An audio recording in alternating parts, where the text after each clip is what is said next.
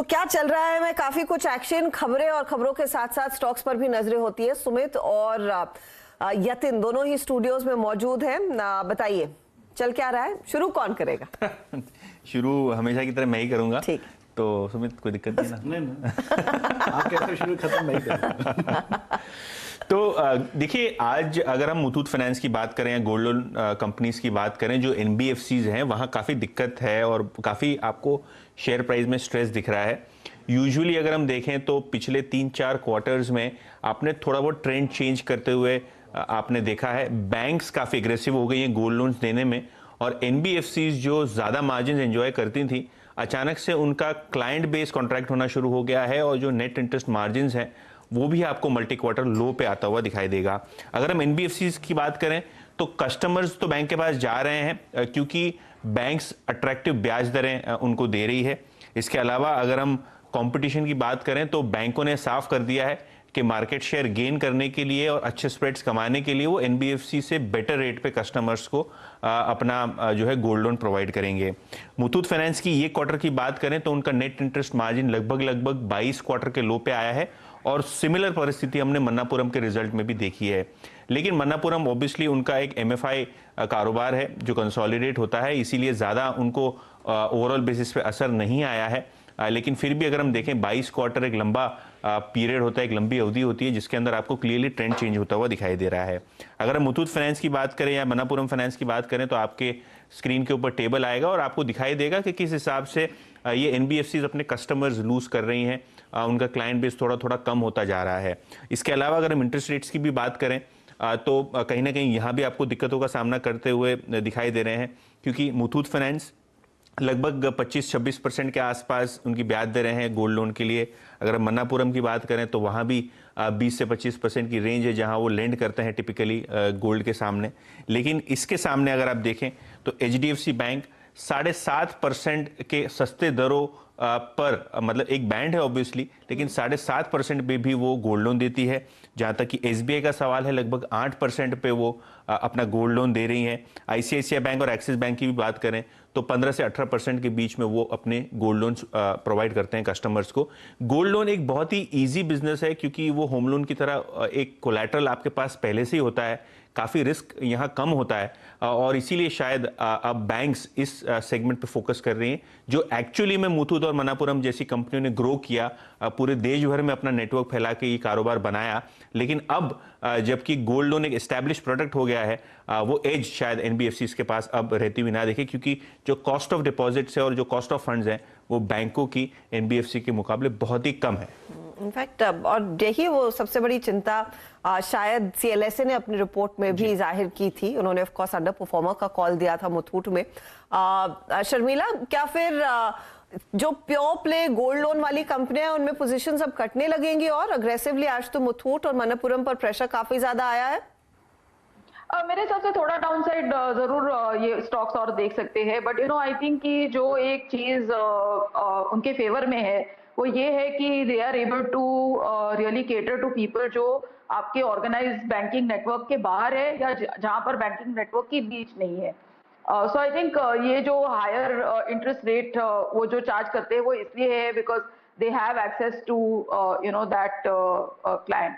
तो मेरे हिसाब से I am not negative on the sector, लेकिन yes I think in the current environment हम इन स्टॉक्स में और थोड़ी करेक्शन देख सकेंगे। स्टॉक काफी पिटा है, करीब 12% नीचे मुथूट फाइनेंस स्पेशली। स्वाति होतकर, इस पर एक टेक्निकल ट्रेड देंगी क्या आप प्लीज, क्योंकि इतनी गिरावट में और कितना पिट सकता है, सवाल यही है। यस डेफिनेटली अर्षिता जी, ये 20 डीए में उसने ब्रेकडाउन दिया है। आज जिस हिसाब से 1100 के नीचे ट्रेड हो रहा है, क्लोजिंग भी मुझे लग रहा है ये वीक ही दे पाएगा।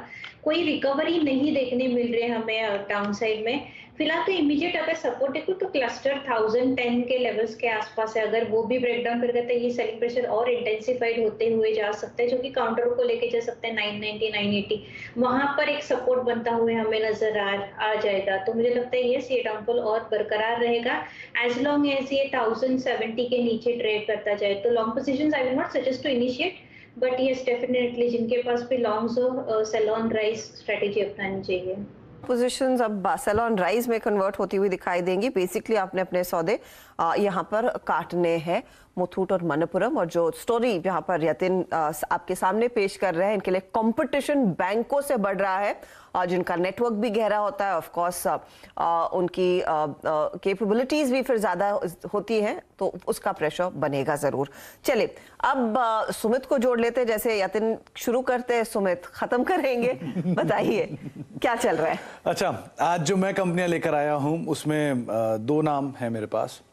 वो है अपोलो पाइप और अपोलो ट्राइकॉट। दरअसल दोनों एक ही ग्रुप की कंपनियां हैं, और इन दोनों में अब से नहीं, पिछले एक महीने के अगर आप नंबर्स देखेंगे तो बहुत बड़ा मूव आया है। तो पहले इसकी शुरुआत वहीं से ही रखूंगा मैं।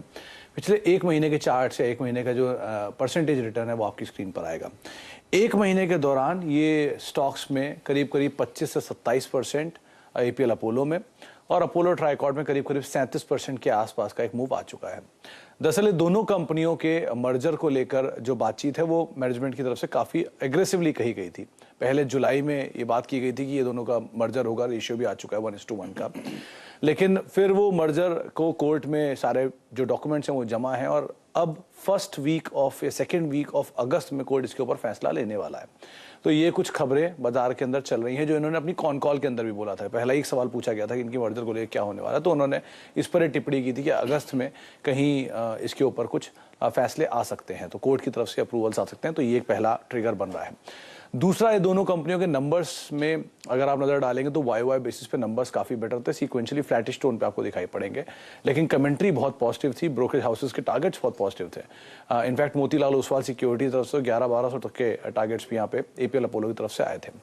कंपनी ने रिसेंटली 2 हफ्ते पहले या 3 हफ्ते पहले एक नए प्रोडक्ट को भी लॉन्च किया है, जो कि इनकी बिल्डिंग सोल्यूशन सर्विसेज प्रोवाइड कराने का कामकाज है, और वो सब कामकाज इनके लिए एक बढ़िया ट्रिगर बन रहा है। फैमिली अफेयर या फैमिली एक्टिविटी के तहत भी कंपनी ने रिसेंटली NBFC कारोबार के अंदर फोरे किया। इस पर कई सवाल भी उठे थे कॉन कॉल में, लेकिन उन्होंने इस पर क्लैरिटी दे दी कि इस पर कंपनी से खास बिजनेस इफेक्ट नहीं होगा, लेकिन हाँ, ये कंपनी के लिए पॉजिटिवली इफेक्ट गोइंग फॉरवर्ड जरूर आता हुआ दिखाई पड़ सकता है। तो ऐसे मल्टीपल ट्रिगर स्टॉक के लिए कामकाज कर रहे हैं, और उन्हीं का रिएक्शन है कि ये शेयर अपने ऑल टाइम हाइस पर आ गया है, और मल्टी बैगर के तौर पर इस पर आपने वैसे भी देखा ही होगा 150 रुपये का शेयर 1000 रुपये के ऊपर है। लेकिन जो अभी के मूवमेंट है, उन मूवमेंट के पीछे अगर आपको कुछ ट्रिगर ढूंढ रहे हैं तो ये कुछ सिलेक्टिव ट्रिगर हैं, जिसमें सबसे इंपॉर्टेंट ट्रिगर है कि इसके विलय को लेकर जहां 1:1 का फैसला है, उस पर फैसला जल्दी ही शायद अगस्त के अंदर आता हुआ दिखाई पड़ सकता है। अगस्त के महीने में आप देखें ये फैसला आ सकता है। और याद रखिएगा, इस चार्ट में बहुत ही अव्वल दर्जे की फोर्स है, जिसे कहते हैं टिपिकल फ्लैग।